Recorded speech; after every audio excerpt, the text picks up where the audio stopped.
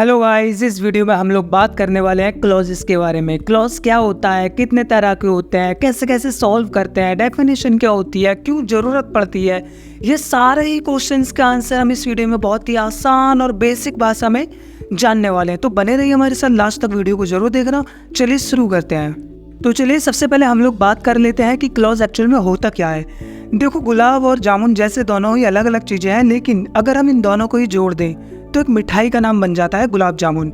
ठीक इसी तरह से सब्जेक्ट और वर्ब दोनों ही अलग अलग चीज़ें हैं, लेकिन अगर हम इन दोनों को कॉम्बिनेशन कर दें, इन दोनों को कंबाइन कर दें, तो इन दोनों के कॉम्बिनेशन को ही हम लोग बोलते हैं क्लॉज। यानी एक सब्जेक्ट और एक वर्ब, इन दोनों के कॉम्बो को ही हम लोग बोलते हैं क्लॉज। तो चलिए अब हम लोग जान लेते हैं इसके डेफिनेशन के बारे में। A group of words that includes a subject and a verb called clause. For example, we play. We एक सब्जेक्ट है और play एक वर्ब है, बट इन दोनों के कॉम्बिनेशन को मिला के एक क्लॉज बनता है। इसी के साथ दूसरा एग्जाम्पल देते हैं, अवनी डांसेस। यहाँ पे अवनी एक सब्जेक्ट है बट डांसेस एक वर्ब है, तो इसीलिए इन दोनों के कॉम्बिनेशन को मिला के बनेगा एक क्लॉज। तो गाइस, सबसे ज़्यादा ज़रूरी जानने वाली बात यह है कि मेन क्लॉज के अंदर आपका एक भी टाइप नहीं होता है, बट दूसरी ओर सबऑर्डिनेट की तरफ अगर हम देखें तो वहाँ पे आपके 3 टाइप्स होते हैं। सबऑर्डिनेट क्लॉज में आपके 3 टाइप्स होते हैं। नंबर 1 होता है नाउन क्लॉज, नंबर 2 होता है एडजेक्टिव क्लॉज और नंबर 3 एडवर्ब क्लॉज। ये तीनों क्लॉजेज ही आते हैं सबऑर्डिनेट क्लॉज या फिर डिपेंडेंट क्लॉज के अंदर। तो गाइस, सबसे पहले हम लोग बात कर लेते हैं इंडिपेंडेंट क्लॉज या फिर मेन क्लॉज के बारे में। मेन क्लॉज में होता क्या है कि इस तरह के जो सेंटेंस होते हैं वो अपने आप में एक पूरा सेंस बनाते हैं। इसमें एक सब्जेक्ट होता है और एक वर्ब होता है, और ये सेंटेंस अपने आप में अकेला भी खड़ा हो सकता है। आपकी डेफिनेशन मैंने इंग्लिश में ही आपकी स्क्रीन के ऊपर दे दी, आप लोग देख सकते हैं। It can stand alone, it as a subject and a verb, make sense on its own as a sentence. For example, Max plays hockey. यहाँ पर मैक्स तो एक सब्जेक्ट है और वर्ब क्या है, प्ले, जिसमें एस लगा हुआ है थर्ड पर्सन सिंगुलर सब्जेक्ट के साथ। अब सब्जेक्ट और वर्ब दोनों के कॉम्बो को हम लोग क्या बोलेंगे, क्लॉज। और इसको अगर हम हिंदी में देखें तो क्या बनेगा, मैक्स हॉकी खेलता है, जो कि अपने आप में पूरी तरह से सेंस दे रहा है। इसीलिए ये एक मेन क्लॉज है और एक इंडिपेंडेंट क्लॉज है। दूसरा एग्जाम्पल लेते हैं, Sonia could not catch the बस। यहाँ पे सोनिया तो एक सब्जेक्ट है, कुड नॉट कैच एक वर्ब है, और वर्ब और सब्जेक्ट इन दोनों के ही कॉम्बिनेशन को हम लोग क्या बोलते हैं, क्लॉज बोलते हैं। तो क्वेश्चन ये उठता है कि कौन सा क्लॉज है, ये मेन क्लॉज है। मेन क्लॉज क्यों है, क्योंकि ये अपने आप में एक पूरा सेंस दे रहा है, इसका अपने आप में एक मीनिंग है, और ये किसी दूसरे अदर सेंटेंस के ऊपर डिपेंड नहीं है, इसीलिए ये इंडिपेंडेंट सेंटेंस है। आप लोग अगर पढ़ के देखेंगे तो इसका हिंदी कुछ इस तरह से होगा, Sonia could not catch the बस। सोनिया बस नहीं पकड़ सकी। मुझे लगता है इस सेंटेंस में कुछ भी ऐसा नहीं है जो कि हमको नहीं समझ आ रहा है, इसका अपने आप में एक पूरा मीनिंग है, इसीलिए हम लोग बोलेंगे इसको इंडिपेंडेंट क्लॉज। तो चलिए गाइस, जब हम लोग बात करने वाले हैं डिपेंडेंट क्लॉज या फिर सबऑर्डिनेट क्लॉज की डेफिनेशन के बारे में।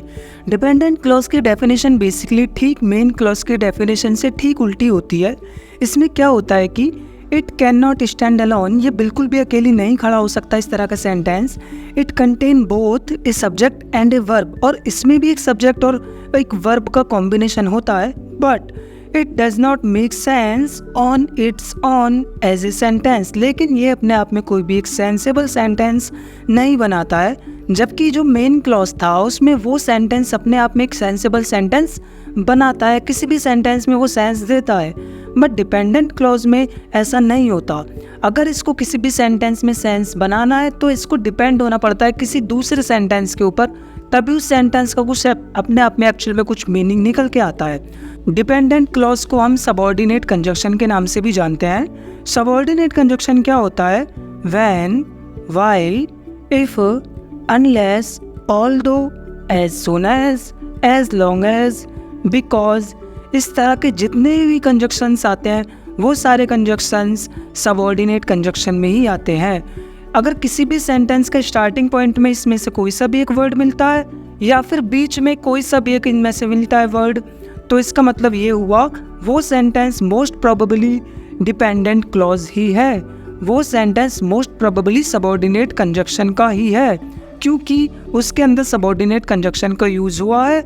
और अगर इस तरह के किसी भी वर्ड का यूज़ हुआ है तो 100% श्योर ये होता है कि वो सेंटेंस किसी दूसरे सेंटेंस के ऊपर डिपेंड है, तभी उस सेंटेंस का अपने आप में कुछ एक्चुअल में मीनिंग निकलेगा। जबकि मेन क्लॉज में किसी भी कंजक्शन की ज़रूरत नहीं होती, क्योंकि वो किसी भी सेंटेंस के ऊपर नहीं डिपेंड होता। जो भी सेंटेंस किसी दूसरे सेंटेंस के ऊपर डिपेंड होता है उनमें कोई ना कोई कंजक्शन ज़रूर लगा होता है, और जिसमें कंजक्शन नहीं लगा होता वो सिर्फ मेन क्लॉज होता है, क्योंकि उसको किसी भी सेंटेंस की ज़रूरत नहीं होती, वो अपने आप में खुद ही एक इंडिपेंडेंट सेंटेंस होता है।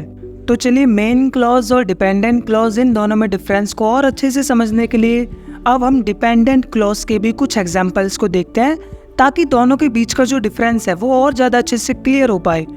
यहाँ पे कुछ एग्जांपल्स मैंने दिए हैं। Sonia could not catch the bus because she was late. तो यहाँ पे आप लोग साफ साफ देख सकते हैं, यहाँ पे सेंटेंस के बीचों बीच बिकॉज, जो कि एक सबऑर्डिनेटिंग कंजक्शन है, उसका यूज़ हुआ है।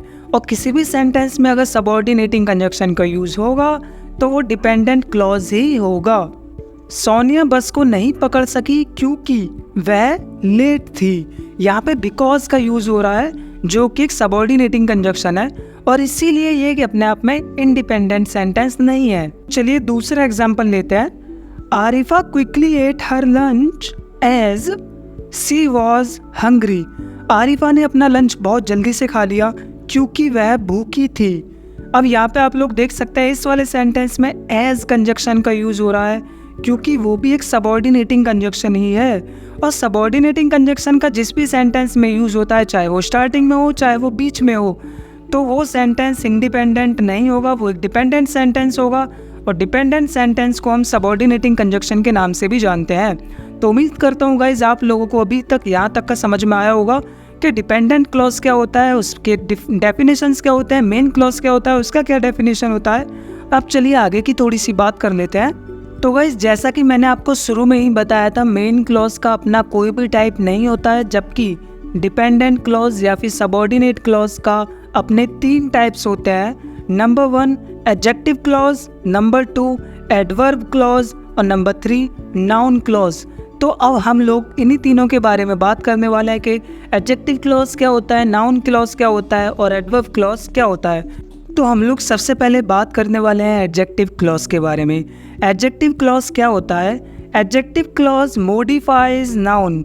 एडजेक्टिव क्लॉज जो होता है वो नाउन को मॉडिफाई करता है, इतना आप लोग ध्यान रखिएगा बस। एडजेक्टिव क्लॉज जो होते हैं वो हमको हाउ का आंसर देते हैं। For example, she has a cat who is black. उसके पास एक बिल्ली है जो कि काली है। यहाँ पर कैट तो एक नाउन है। अब हम लोग अगर क्वेश्चन करेंगे कि कैसे बिल्ली है, तो हम लोग बोलेंगे ब्लैक। तो हु इज़ ब्लैक ये एक एडजेक्टिव क्लॉज है, और यहाँ पे नाउन क्या है? कैट। दूसरा एग्जांपल लेते हैं। Ram has a brother who is handsome. Ram का एक ब्रदर है, राम का एक भाई है जो कि हैंडसम है। उसका भाई कैसा है? हैंडसम। तो एडजेक्टिव क्लॉज क्या है? Who is handsome. ये पार्ट तो आपका एडजेक्टिव क्लॉज है, और ब्रदर यहाँ पे एक नाउन है, यानी कि ब्रदर के बारे में हमको इन्फॉर्मेशन मिल रही है कि उसका भाई हैंडसम है। और दूसरी ऊपर वाले सेंटेंस में कैट के बारे में हमको इन्फॉर्मेशन मिल रही है कि जो बिल्ली है वो ब्लैक है। यानी कि नाउन को अगर मॉडिफाई जो भी वर्ड करते हैं उसी को हम एडजेक्टिव क्लॉज कहते हैं। यहाँ पर मैंने आपको कुछ वर्ड्स दिए हैं जो कि आपको ये बताते हैं कि ये सभी एडजेक्टिव के कनेक्टर्स हैं। यानी कि आपको किसी भी सेंटेंस में अगर इन वाले वर्ड्स को देखने को मिलता है और अगर कोई भी नाउन के बारे में आइडेंटिफिकेशन आपको मिल रही है, तो इसका मतलब ये होगा कि वो सभी सेंटेंसेस एडजेक्टिव क्लॉज हैं। तो चलिए गाइज, अब हम लोग बात करने वाले हैं नाउन क्लॉज के बारे में। नाउन क्लॉज हम किसको कहते हैं और नाउन क्लॉज को हम कैसे पहचान सकते हैं, बहुत ही आसान तरीके से बताता हूँ मैं आपको। बेसिकली नाउन क्लॉज में क्या होता है, आपके सामने कोई भी एक अगर एग्जाम्पल लिखा हुआ है तो आपको अपने आप से खुद से एक क्वेश्चन करना है कि व्हाट, क्या।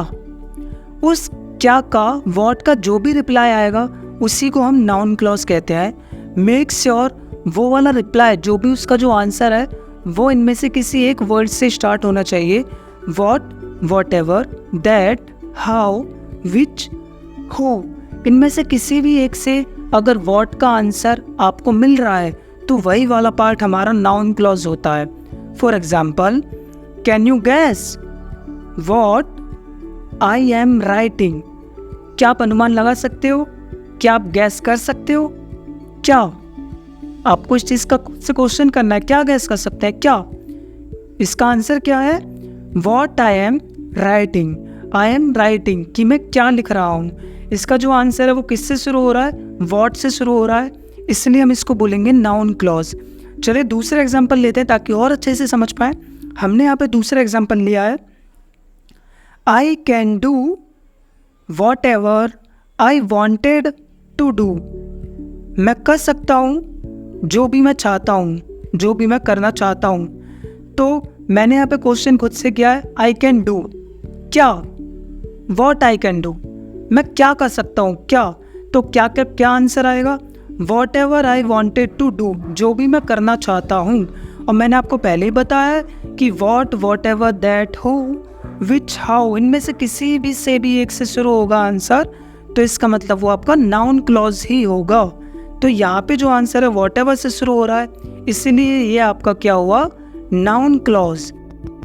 तो चलिए गाइस एडवर्ब क्लॉज के बारे में बात कर लेते हैं। एडवर्ब क्लॉज क्या होता है, इसको हम कैसे पहचान सकते हैं? अगर आपको किसी भी क्वेश्चन का आंसर कब, कहाँ, कैसे, क्यों, हाउ, वाई, वेयर, व्हेन, कब, कहाँ, कैसे, क्यों, इनमें से किसी भी एक का रिप्लाई मिल रहा है तो वो सेंटेंस आपको एडवर्ब क्लॉज ही होते हैं। For example, I begin to study when my father केम।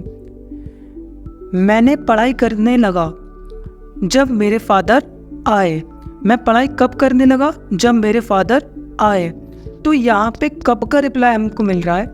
मैं पढ़ाई करने लगा कब? जब मेरे फादर आए। दूसरा एग्जाम्पल हम देख सकते हैं, you can sit wherever you want to sit. आप बैठ सकते हो कहाँ? जहाँ कहीं भी आप बैठना चाहते हो। तो इस सेंटेंस के अंदर हमको कहाँ का रिप्लाई मिल रहा है और कहाँ का रिप्लाई हमको मिलता है, तो इसका मतलब ये हुआ कि वो हमारा एडवर्ब क्लॉज है। और ऊपर वाले सेंटेंस में हम लोग देख सकते हैं, आई बिगेन टू स्टडी, मैं पढ़ाई करने लगा, व्हेन माय फादर केम, जब मेरे फादर आए। तो ऊपर वाले सेंटेंस में हमको व्हेन का रिप्लाई मिल रहा है कि मैं पढ़ाई कब करने लगा? जब मेरे फादर आए। और नीचे वाले सेंटेंस में आप बैठ सकते हो, कहाँ बैठ सकता हूँ? जहाँ कहीं भी आप बैठना चाहते हो। तो नीचे वाले सेंटेंस में कहाँ का रिप्लाई यानी वेयर का रिप्लाई मिल रहा है और ऊपर वाले सेंटेंस में व्हेन का रिप्लाई मिल रहा है। तो हाउ, वाई, व्हेन और वेयर, अगर आपको इनमें से किसी भी एक का रिप्लाई मिलता है तो इसका मतलब ये हुआ कि आपको वो सेंटेंस एडवर्ब क्लॉज में है। तो चलिए गाइस, अब हम लोग क्लॉज के जो कॉन्सेप्ट है इसका सारा एक बहुत जल्दी से शॉर्ट ओवरव्यू ले लेते हैं कि अभी तक हमने क्या क्या देखा। हमने देखा कि क्लॉज दो तरह के होते हैं, मेन क्लॉज और सबऑर्डिनेट क्लॉज। मेन क्लॉज को हम इंडिपेंडेंट क्लॉज और प्रिंसिपल क्लॉज भी कहते हैं, सबऑर्डिनेट क्लॉज को हम डिपेंडेंट क्लॉज भी कहते हैं। मेन क्लॉज में एक भी टाइप नहीं होता है, जबकि डिपेंडेंट क्लॉज में आपको नाउन क्लॉज, एडजेक्टिव क्लॉज और एडवर्ब क्लॉज देखने को मिल सकते हैं। नाउन क्लॉज में आपको व्हाट का रिप्लाई देखने को मिलेगा और वहीं दूसरी ओर आपको एडवर्ब क्लॉज में कब, कहाँ, कैसे, क्यों, इन सभी का रिप्लाई आपको देखने को मिलेगा। और एडजेक्टिव क्लॉज में क्या होता है? एडजेक्टिव क्लॉज जो होती है वो नाउन को मॉडिफाई करती है, यानी कि वो आपको किसी भी नाउन के बारे में इंफॉर्मेशन देगी, उसी को हम एडजेक्टिव क्लॉज कहते हैं। आई होप गाइज आपको वीडियो पसंद आया होगा। प्लीज़ वीडियो को लाइक और चैनल को सब्सक्राइब जरूर करें। Thanks to all of you guys for watching this video. मिलते हैं तब तक के लिए नेक्स्ट वीडियो में। Bye guys.